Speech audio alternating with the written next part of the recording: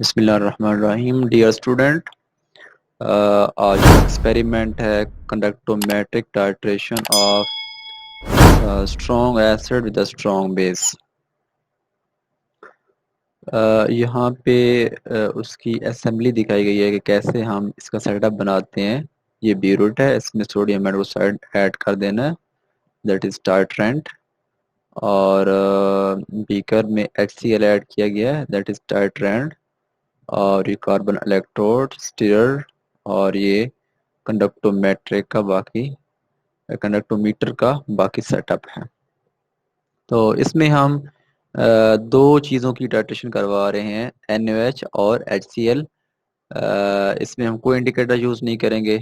Normally जब हम indicator add करते हैं तो वो हमें टाइट्रेशन का एंड पॉइंट बताता है, लेकिन इस केस में हम इंडिकेटर ऐड नहीं करेंगे। तो कौन सी चीज़ हमें टाइट्रेशन का एंड पॉइंट बताएगी, वो है कंडक्टोमेट्रिक कंडक्टोमेट्रिक इंस्ट्रूमेंट, जो कि आपको सारी की सारी इंफॉर्मेशन देगा कि इसमें एंड पॉइंट टाइट्रेशन का रीच हो गया है या अभी तक नहीं रीच हुआ। तो लेट्स स्टार्ट। इसमें HCl का वॉल्यूम हमने लेना है 25 ml, और मोलैरिटी ऑफ HCl हमने फाइंड करनी है, ये हमारा टारगेट है।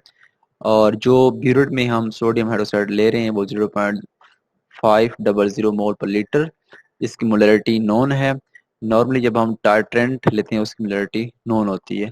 वॉल्यूम ऑफ NaOH, तो कितना NaOH टाइट्रेशन के लिए यूज होगा वो हमने फाइंड करना है। ये सीरियल नंबर है 1 2 3 4 से लेके 11 तक।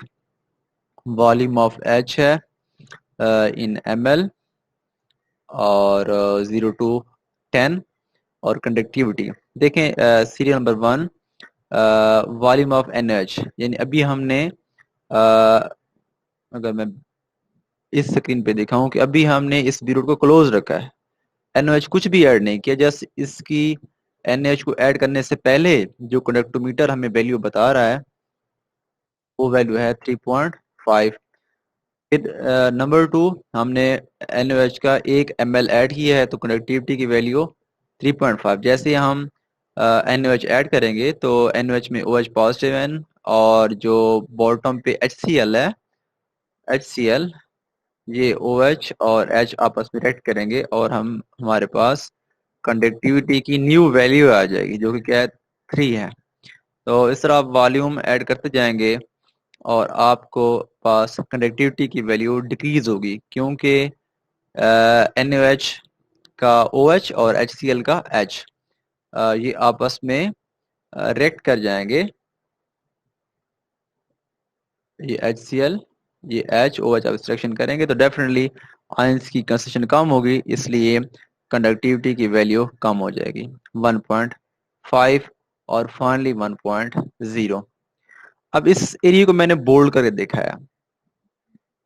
जैसा कि आपको पता है कि कंडक्टिविटी हमें से कैसे हमें टाइट्रेशन का एंड पॉइंट पता चलता है, कि जब पहले एक तरतीब से कंडक्टिविटी की वैल्यू डिक्रीज होगी, जैसे जैसे हम NaOH ऐड करते जाएंगे तो कंडक्टिविटी की वैल्यू डिक्रीज होगी। क्यों?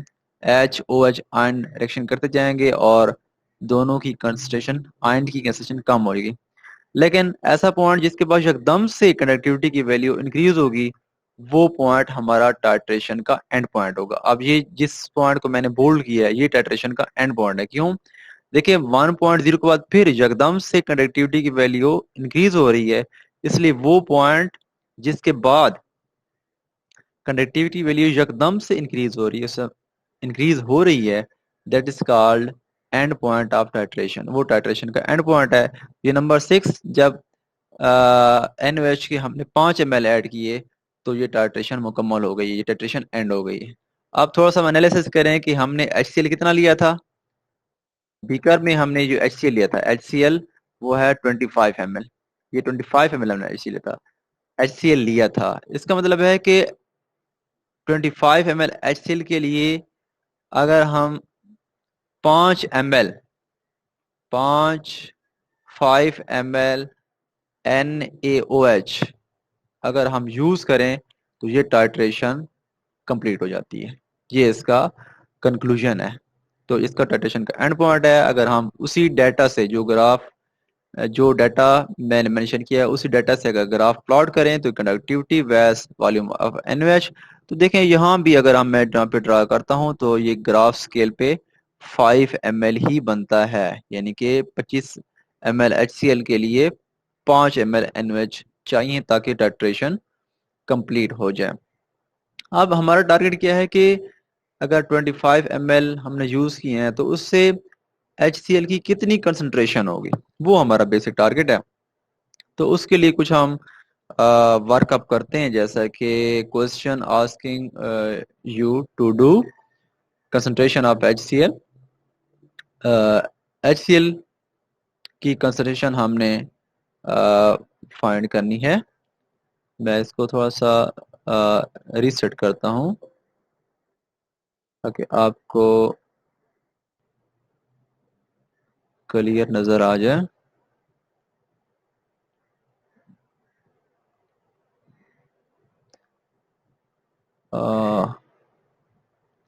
ओके, तो ये अ,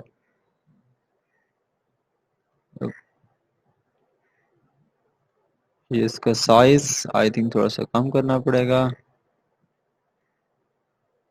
तो ये सेट हो जाएगी।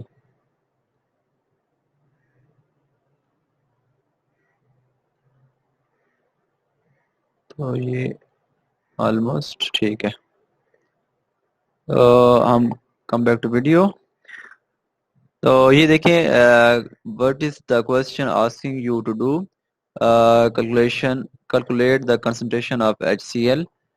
HCl की कंसंट्रेशन का मतलब क्या है, मोलैरिटी, मोल्स पर लीटर और moles per decimetre cube. What information data has been given in the question. तो HCl के कितने ml यूज किए हैं, 25 ml। इसको लीटर में कन्वर्ट करेंगे तो 1000 से डिवाइड करेंगे, ये आ जाएगा 0.02500 लीटर। और कंसंट्रेशन ऑफ NaOH ये हमें पता है, नोन है 0.5 मोल्स पर लीटर, ये इसकी मोलैरिटी है। Conductance curve in which the end point of titration is clearly visible and can be used to read off the volume of NaOH required to neutralize the acid। ये neutralize के spelling correct कर लें, that is neutralized, NEUTRALIZE,